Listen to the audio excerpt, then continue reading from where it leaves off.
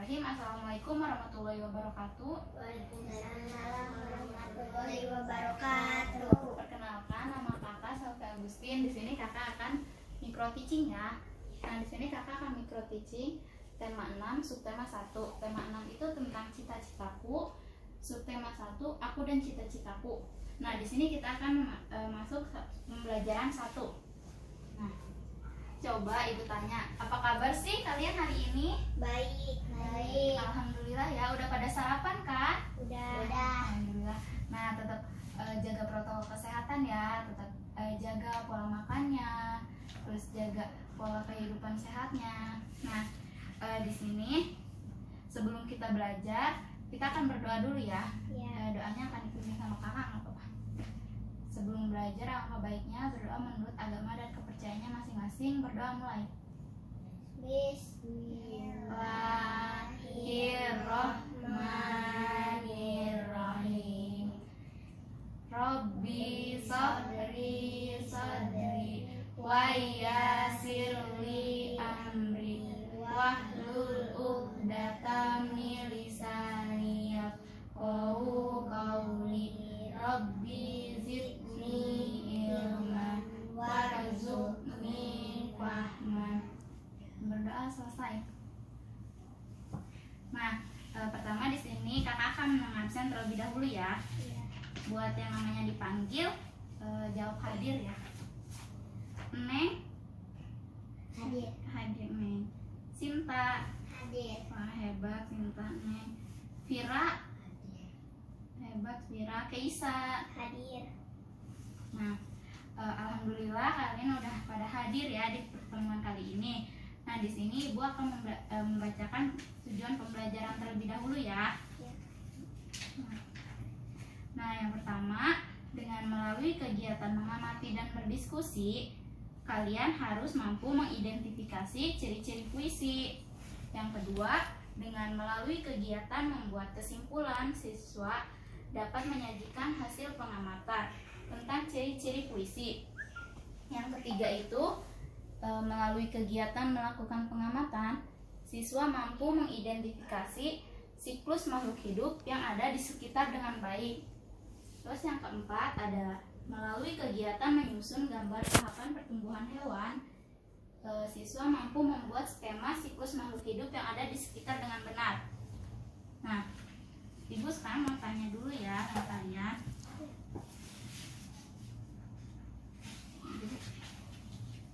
Kita sekarang mengamati. Kelihatan tidak gambarnya? Kelihatan. Nah, sekarang kakak mau tanya. Di sini ada gambar apa sih? Seorang apa ini? Seorang guru. Nah, guru ini sedang apa kegiatannya? Mengajar murid. Iya, benar. Wah, pintar-pintar sekali ya di sini adik-adik. Sekarang kita ke gambar yang kedua. Nah, di sini ada gambar Arsitek. arsitek ya, pintar anak-anak. Nah, di sini aku seorang arsitek. Nah, apa sih kegiatan arsitek itu? Menggambar rumah. Iya, menggambar rumah, betul, menggambar bangunan. Nah, gambar yang ketiga di sini ada.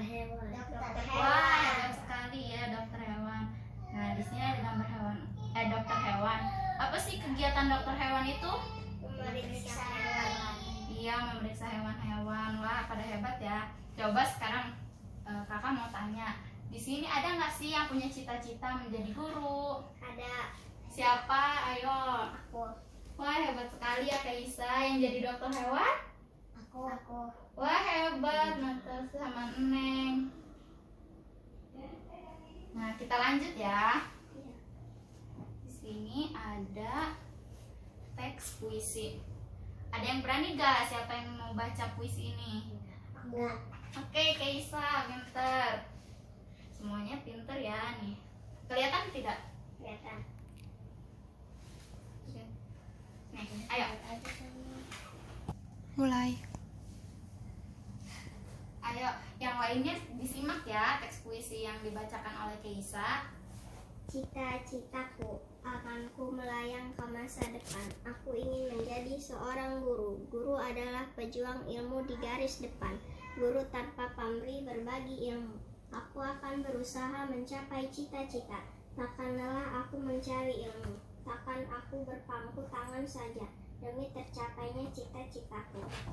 Wah, hebat sekali Kak Isa baca puisinya. Terima kasih ya sudah membacakannya. Nah, kemudian kalian udah tahu belum apa itu teks puisi? Nah, kalau belum tahu kita belajar sama-sama ya. Sekarang di sini kakak sudah membuat video pembelajaran.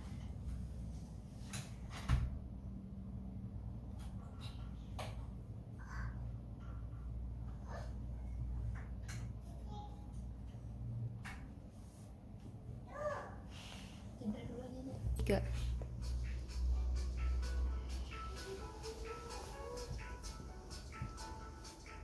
Nah, di sini pelajaran yang pertama akan kita pelajari adalah bahasa Indonesia. Nah, di bahasa Indonesia ini kita akan mempelajari teks puisi. Simak baik-baik ya videonya dan kakak akan menjelaskannya. Nah, di sini ada puisi. Puisi merupakan karya sastra yang terikat pada rima dan irama. Nah, puisi itu ada berbentuk baris. Di dalam baris itu ada bait juga ya. Nah, untuk kenapa puisi disebut karya sastra? Karena karya sastra itu mengandung keindahan. Nah, keindahan tersebut dibuat untuk menggambarkan perasaan pengarangnya. Lanjut ya.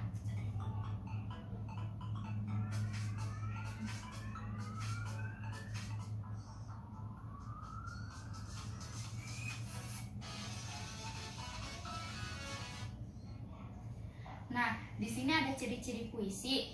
Ciri-ciri puisi itu ditulis dalam bentuk baris yang berjajar ke bawah. Seperti contohnya ini. Anganku melayang ke masa depan. Aku ingin menjadi seorang guru. Nah, ini baris puisi pertama, ini baris puisi kedua.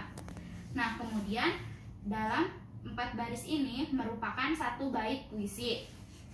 Udah mengerti belum? Udah, alhamdulillah ya. Wah, hebat-hebat sekali nih.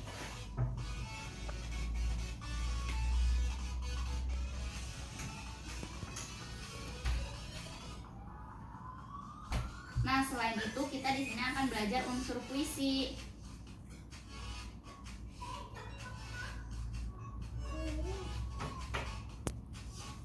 Nah, unsur puisi yang pertama itu ada kata. Kata di sini merupakan unsur utama dalam penyusunan puisi. Karena di dalam puisi itu kata adalah hal yang utama. Mengapa? Karena kata tersebut menentukan kesatuan, keindahan, makna puisi secara keseluruhannya.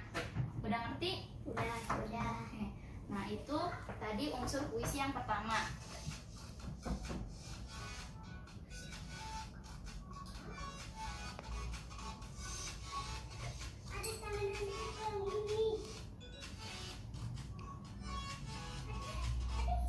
Nah, di sini ada unsur puisi yang kedua, ada larik atau baris. Larik atau baris merupakan paduan kata yang dituliskan dalam kalimat yang berbentuk baris. Nah, seperti yang sudah dijelaskan tadi, misalnya anganku melayang ke masa depan. Itu tuh baris ya. Baris juga termasuk unsur puisi. Lanjut.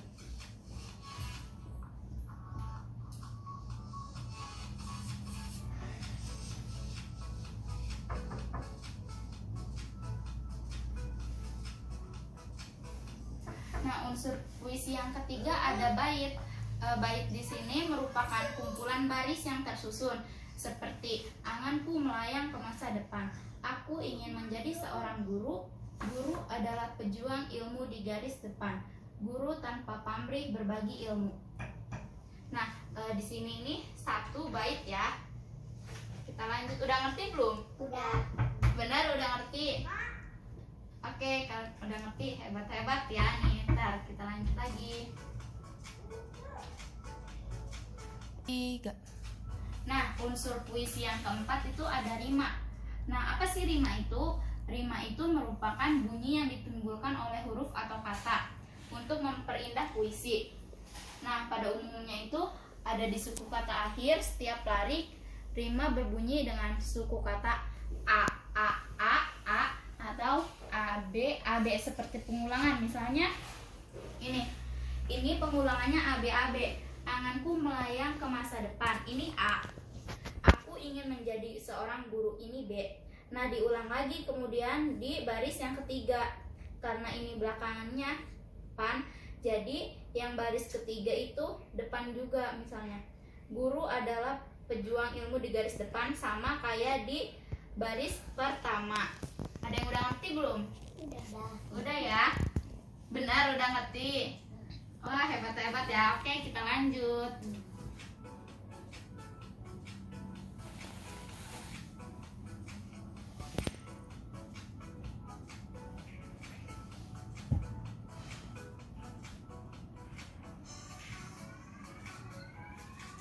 Nah, yang kelima di sini ada irama. Irama merupakan pergantian tinggi rendah, panjang pendek, dan keras lembut bunyi bacaan puisi seperti kayak penghayatan. Biar si amanat yang dalam puisi ini tersampaikan kepada pendengarnya, seperti itu. Ada yang ingin ditanyakan tidak? Enggak. Oke, kita lanjut ya.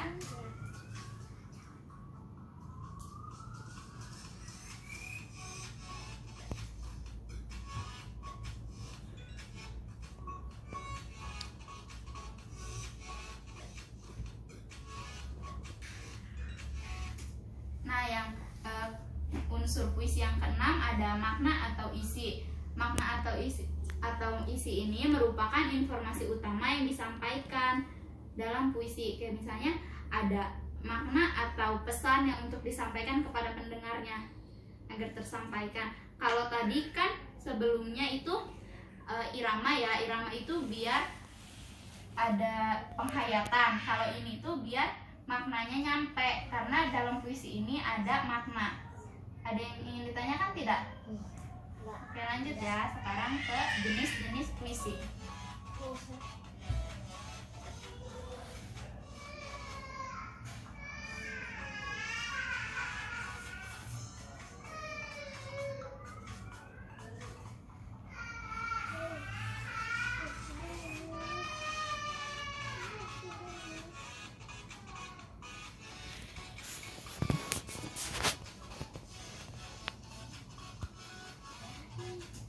Nah, jenis puisi yang pertama ada puisi lama. Puisi lama ini yaitu puisi yang masih terikat oleh aturan rima dengan pola tertentu, pengaturan jumlah larik dalam setiap baitnya dan jumlah kata itu. Nah, jenis puisi yang pertama ada puisi lama. Puisi lama ini merupakan puisi yang masih terikat oleh aturan. Aturannya itu apa? Rima dengan pola tertentu, pengaturan jumlah larik dalam setiap bait, dan jumlah kata dalam setiap larik, serta musikalitas puisinya kayak gitu. Ada yang bingung nggak? Ada yang masih bingung nggak? Nah, bingungnya di mananya?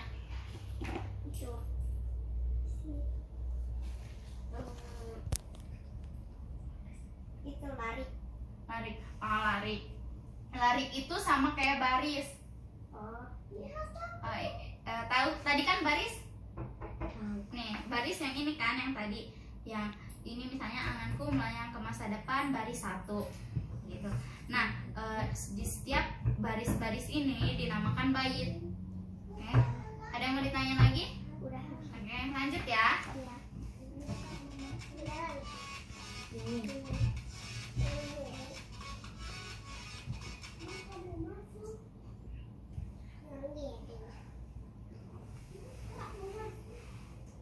Nah, jenis puisi yang kedua ada jenis puisi baru. Puisi baru ini merupakan puisi yang tidak terikat dengan pola rima tertentu. Nah, jadi puisi baru ini biasanya tidak mengikuti pola rima yang sudah ditentukan, tapi tetap ada mengandung irama, rima, musikalitas, makna, dan amanat dalam puisi. Ada yang ingin ditanyain nggak? Lihat. Lanjut ya.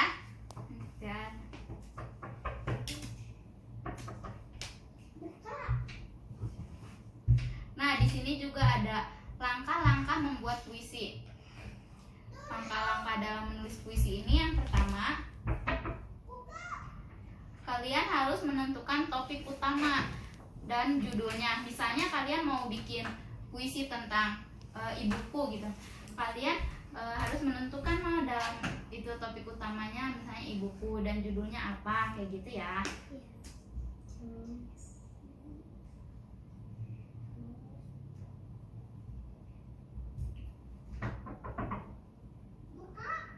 Yang kedua itu ada menentukan ide pokok untuk setiap baitnya. Nah, kalian harus tentuin dulu hal apa yang ingin ditonjolkan dalam setiap bait yang kalian bikin. Nah, setelah itu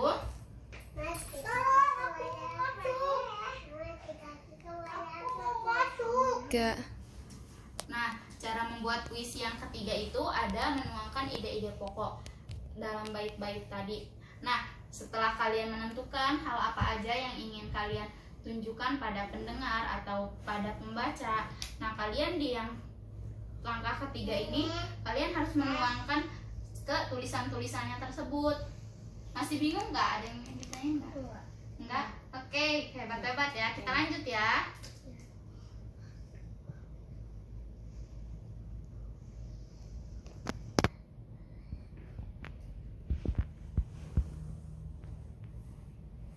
Nah, yang langkah keempat selanjutnya kalian harus mengembangkan puisi seindah mungkin. Misalnya ketika kalian sudah menuliskan judul, terus hal-hal apa aja yang ingin ditonjolkan, nah kalian harus memperindah puisi tersebut di langkah yang terakhir.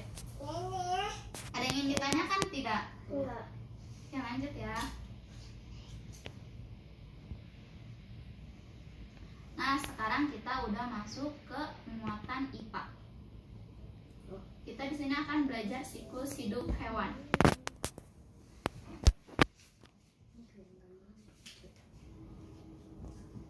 Coba kakak mau tanya, ada yang tahu gak ini gambar hewan apa? Kucing. Nah, di sini kan kucingnya ada 3 nih. Ada apa aja kucingnya?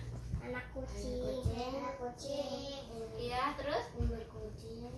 Iya, sama? Anak bayi. Oh iya, anak bayi. Nah, ya betul sekali, wah hebat-hebat. Ya, di sini pertama ada bayi kucing, lalu ada anak kucing, sama induk kucing. Nah, kalau yang gambar kedua ini gambar apa sih? Kelinci. Nah, di sini kan ada 3 kelinci. 3 kelinci. Nah, coba kalian sebutkan. Di sini 3 kelinci ini ada kelinci apa aja coba? Kelinci. Iya, sama kayak kucing tadi ya. Wah, hebat-hebat nih. Lalu di sini ada Anak ayam. sama Induk ayam. wah, hebat-hebat sekali ya. Nah, sekarang kita ke agenda ayo membaca. Ada yang bersedia untuk membacain teks ini? Enggak. Oke, Kaisa. Hebat. Nih, baca ya, minta tolong. Maaf.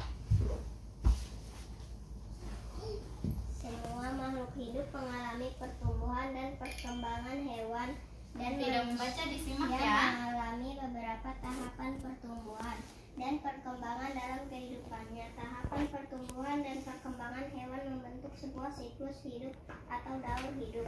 Hewan mengalami tahapan pertumbuhan dan perkembangan yang berbeda-beda. Ada jenis hewan yang mengalami perubahan bentuk di setiap tahap hidupnya. Namun ada pula hewan yang tidak mengalami perubahan bentuk pada setiap tahapannya. Selain bertambah besar saja hewan yang mengalami perubahan bentuk dalam siklus hidupnya berarti mengalami metamorfosis. Sedangkan hewan yang tidak mengalami perubahan bentuk dalam siklus hidupnya berarti tidak mengalami metamorfosis. Di antara hewan yang mengalami metamorfosis ada hewan yang mengalami perubahan bentuk pada setiap tahapannya. Ada juga yang tidak. Hewan yang mengalami perubahan bentuk pada setiap tahapan pertumbuhan dan perkembangannya dinamakan mengalami metamorfosis sempurna. Sedangkan hewan yang mengalami perubahan bentuk hanya pada beberapa tahap tumbuh kembangnya dinamakan mengalami metamorfosis yang tidak sempurna. Wah, tepuk tangan buat kakak Keisa. Tepuk tangan ya, hebat sekali kakak Keisa. Nah, sekarang kita lanjut ya. Ada yang udah tahu belum mengapa hewan-hewan yang sudah kalian sebutkan ini tumbuh dan berkembang? Karena siklus apa coba tadi? Metamorfosis.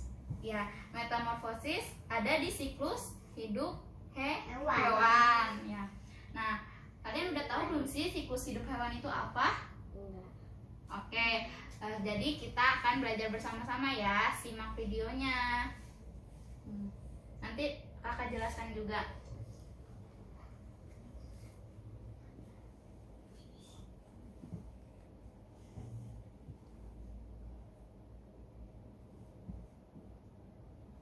Nah, siklus hidup hewan merupakan proses tahapan hidup hewan yang berawal dari kelahiran. Misalnya anak kucing melahirkan kan dari perut induknya dan atau menetas dari telurnya dan berakhir ketika hewan tersebut mati. Jadi ketika hewan tersebut lahir sampai hewan itu mati dinamakan siklus hidup Hewan. Iya, pintar semua ya. Lanjut ya.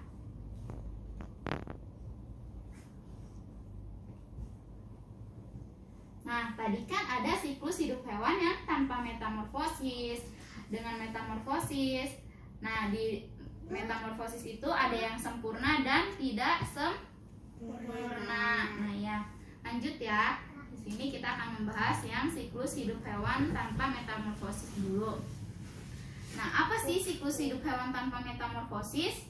Ada yang tahu nggak? Enggak. Nah, kita belajar sama-sama yuk. Nah, di sini siklus hidup hewan tanpa metamorfosis yaitu hanya mengalami perubahan ukuran, tetapi tidak mengalami perubahan bentuk. Nah, contohnya apa sih? Coba ya, kita selanjutnya ke contoh. Nah, di sini contoh hewan yang tidak mengalami metamorfosis ada kucing. Kenapa coba kucing tidak mengalami metamorfosis? Tahu ya, oke kita belajar ya.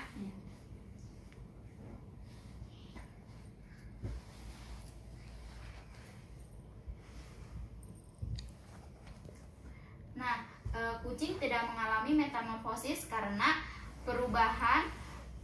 tidak mengalami perubahan bentuk, hanya mengalami perubahan ukuran. Karena dari pertama kucing melahirkan menjadi bayi kucing, kemudian bayi kucing berubah jadi anak kucing.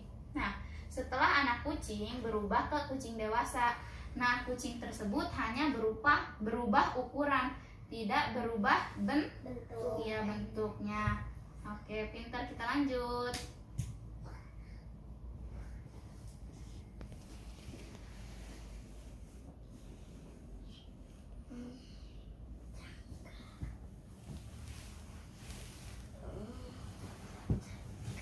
Nah, yang kedua ada siklus hidup hewan dengan metamorfosis.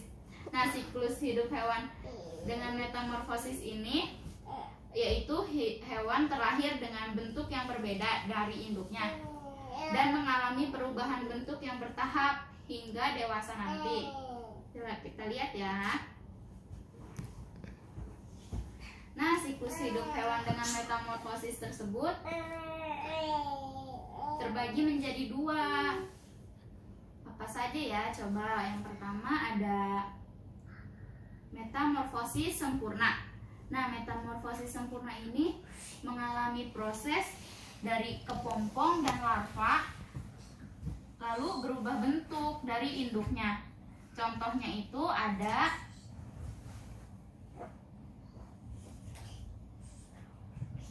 kupu-kupu. Nah, di sini ada gambar proses siklus hidup hewan kupu-kupu dengan metamorfosis sempurna ya. Ya, kupu-kupu. Nah, di sini kupu-kupu bertelur. Setelah bertelur, kupu-kupu berubah jadi larva. Setelah itu berubah jadi Kepompong. Ya, setelah kepompong, kupu-kupu membuka kepompongnya lalu menjadi anak Kupu-kupu. Ya, kupu-kupu. Nah, setelah menjadi anak kupu-kupu lalu menjadi kupu-kupu dewasa. Wah, pintar-pintar sekali. Kita lanjut.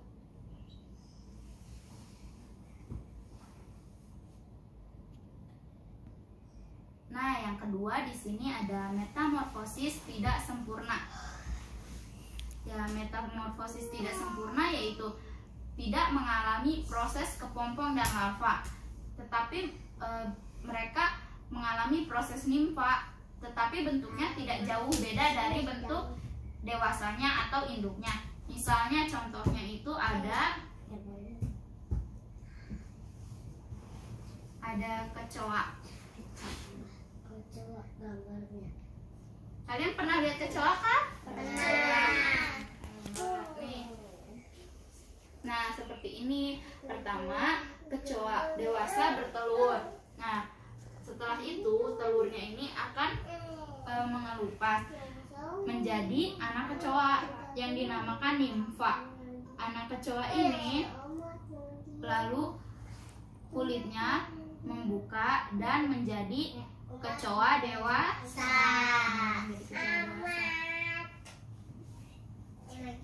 Nah, pembelajaran hari ini sudah selesai ya. Nah, ada yang bisa menyimpulkan tidak pembelajaran hari ini? Kita udah belajar apa aja? Kita tadi udah belajar apa? Teks puisi. Ya, lalu ada jenis-jenis hewan, ada jenis-jenis puisi, ada unsur-unsur puisi, ada cara membuat puisi. Lalu yang terakhir yang di IPA ada siklus hidup Hewan.